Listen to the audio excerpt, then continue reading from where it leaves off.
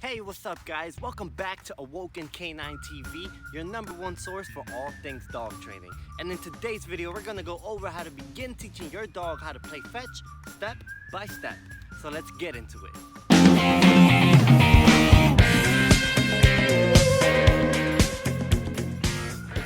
Hey, what's up, guys? Welcome back to Awoken K9 TV, and if this is your first time on this channel, my name is Brian with Awoken K9, and on this channel we focus on all things dog training, so if you're new, consider subscribing.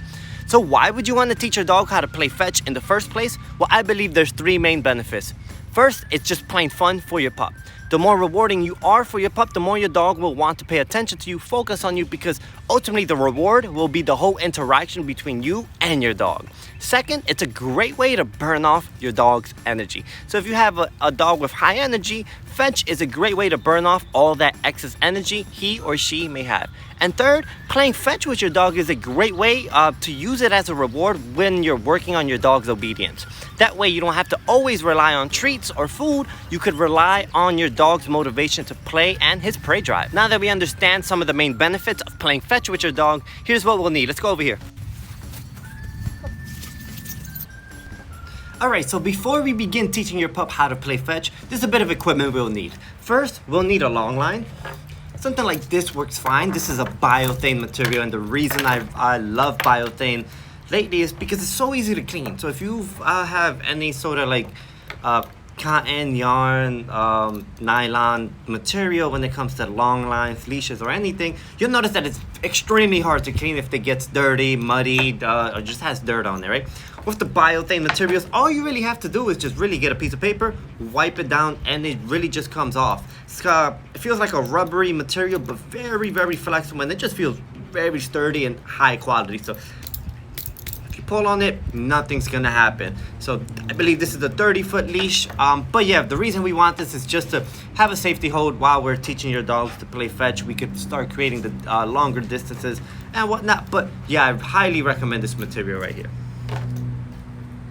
Second thing I recommend is a tug toy, right? I love tug toys just because, one, the way we begin teaching our dogs to play fetch is by back training, right? And we'll get more into that, but you want a good sized tug toy. The reason you want a good sized tug toy is because you don't want something too big that's going to be too heavy to carry around you. Something about this size is great.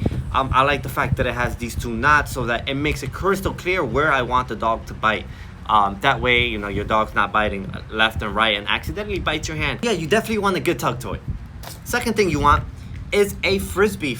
I love this frisbee, and as you can see, it has a lot of wear and tear.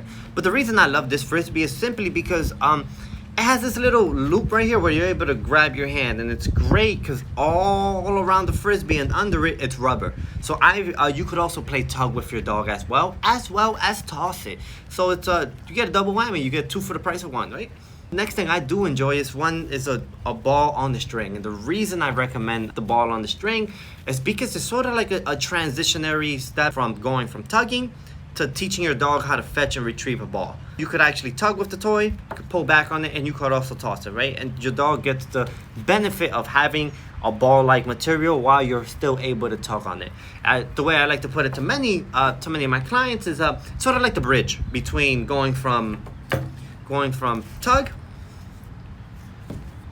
ball that you're still able to tug with, and then ultimately just go towards the ball, right? But first, the step-by-step process that we're going to start using is start off with the tug, switch over to the tug, to the string on the ball, and then we're just going to switch over to the ball itself. And then of course you have your frisbee, which is great because you're still able to tug and you're still able to toss it away at the same time, which is sort of kind of the same thing as this, right guys? So to recap, we'll need a long line. A biothane material is honestly what I recommend. I'll put the link in the description below so you guys are able to get it. Honestly, it's probably my favorite leash ever. So long line, 30 foot is what I have here. Second thing we'll need is you can have a frisbee. It's optional, but I recommend having a frisbee. My dog enjoys this, right? You're able to tug and still toss it away. So frisbee. But main things that we do need here are Tug Toy, definitely a good size Tug Toy where you're able to tug with your pup. Nothing too big where it's just gonna be so heavy. Something light, small, and easy. Again, I'll put the description below to some good Tug Toys I enjoy. What we want is a ball on the string. The reason we want on the ball on the string, again, it's sort of like the bridge between the Tug Toy and the ball, right? The way we begin teaching our dogs to retrieve and fetch toys is by back chaining, right? So we start off with the tug, then we move on to the ball and string. Then once our dogs are comfortable with the ball and string, then we move on just to the ball. So these are the materials we'll need. I'll lay them out here below so you guys get a full spectrum of the equipment you'll need. And again, all the links will be in the description below so you guys get full access and just get it right on Amazon.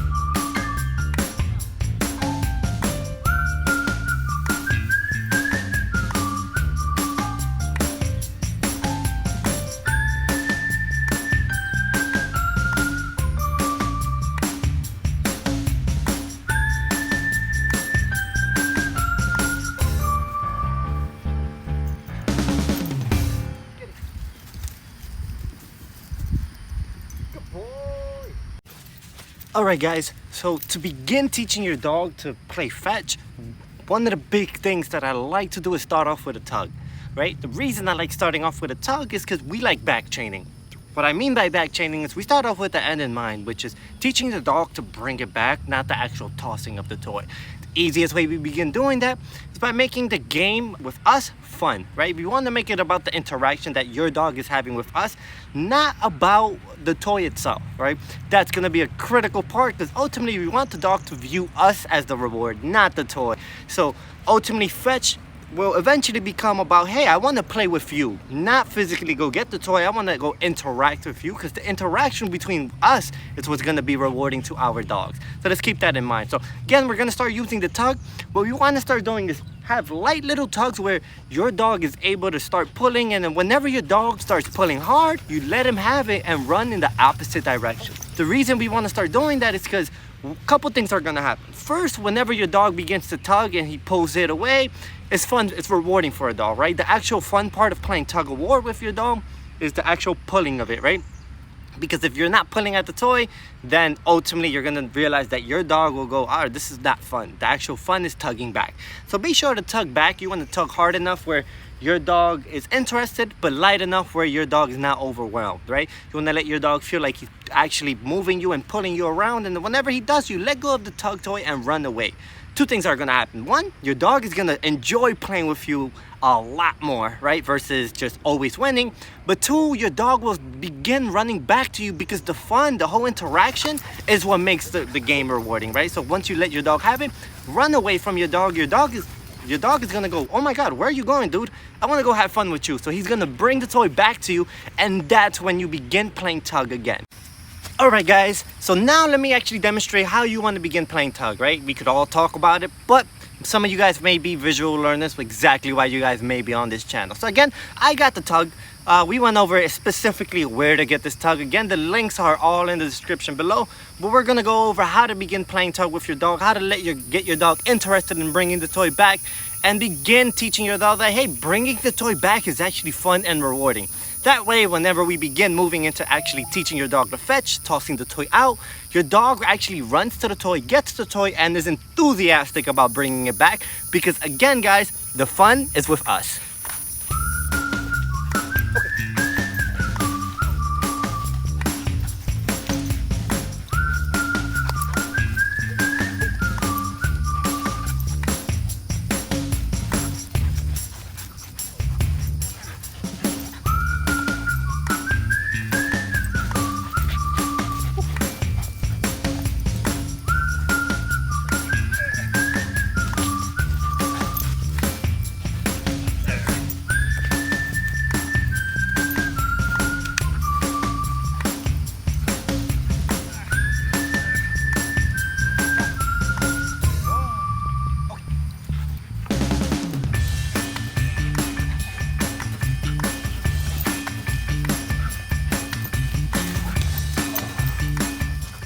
So as you can see, guys, the fun in playing tug is actually letting your dog win, making the whole interaction between you and your dog rewarding, right? So it's not actually about the toy, right? I let him have the toy. If he wanted to, he could just pick up the toy and go somewhere else. But all I do is show him that, hey, playing with me is way more fun than just having the toy, right? Because ultimately, the toy that doesn't move and just lays dead on the ground is pretty boring, right? Also, another thing that also helps is that I categorize different toys, right? So for example, Tug Toys like this, the only time my dog gets to play with Tug Toys like this, or Frisbees or anything like that, or balls, is with me, right? The Tug Toys like this are what we call interactive toys. Toys that you only get to play with me. They're not self-entertainment toys, right? Self-entertainment toys will be something like Bones, Chew Toys, the Kong, the Beehive Kong you can put peanut butter in. Whereas these, we don't want to leave them as self-entertainment toys. As you can see, they're string. Your dog consumes that, it gets stuck in his intestines. That's a whole vet bill. We don't want that. So number one thing is, one, these are self-entertainment toys. I don't leave my dog unsupervised around these. I go, hey, you get to play only with me though, or only whenever you're interacting with a person with these toys, right? So as you can see, we play tug, light little tug sessions. Whenever my dog pulls, I let him have it. I run away. The moment I run away, my dog goes, oh my, I want to go play. Let me go chase it, go after you, so I can make the game start again. Whenever my dog gets to me, I play tug again, let him have it. You start noticing that the more you do that, the more your dog will want to bring the toy back. The whole reward is the interaction between you and your dog. And that's what we want to begin to accomplish before we begin teaching your dog how to actually go fetch the toy and bring it back. So now that we worked on the tug, right, this is the first step, right? We work on it with a tug. Once your dog is comfortable with a tug, then we move on to the next step, which is a ball on the string and then a ball. So before we move on to the ball on the string or just a regular ball, let's begin teaching your dog to fetch this tug toy. So up to now, we've been teaching your dog that, hey, every time you play tug with me and you bring the toy back, good things happen, and the reward is the whole interaction with us. Now that your dog is enthusiastic about bringing the toy back to you, here's what you want to do. This time, instead of just allowing your dog to bite it and playing tug with him, what we're going to do is get your dog interested in the toy, hold your dog back by either his collar, harness, or just his body, toss the toy away. The moment you toss the toy away, tell your dog to get it, release your dog, stop holding your dog back. When your dog gets to the toy, tell your dog something like, come on, let's go.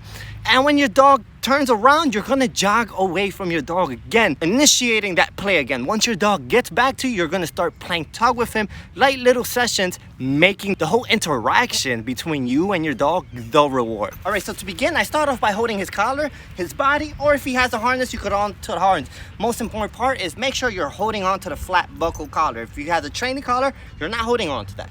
You're holding on to the flat buckle collar or his harness or body. Once you're holding on to it, you get him interested. You get him interested. Once he's interested, you toss it away. Get it. You let him go, and then you come on. Let's go. He brings it back. You start playing again. Start playing tug. Repeat the process. Drop.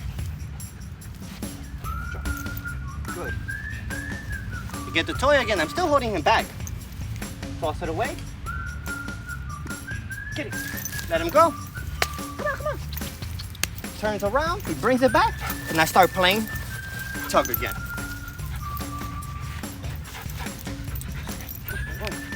Drop. Good. Hold him back. Get it. Yeah! Come on. As you see, if he turns around, I'm just like, let's go. Start running away. Come on.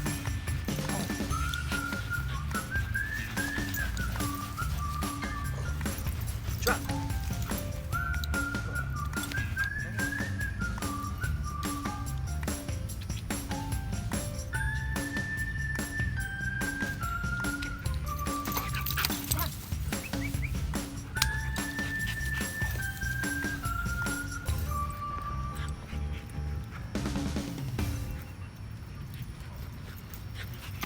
Drop.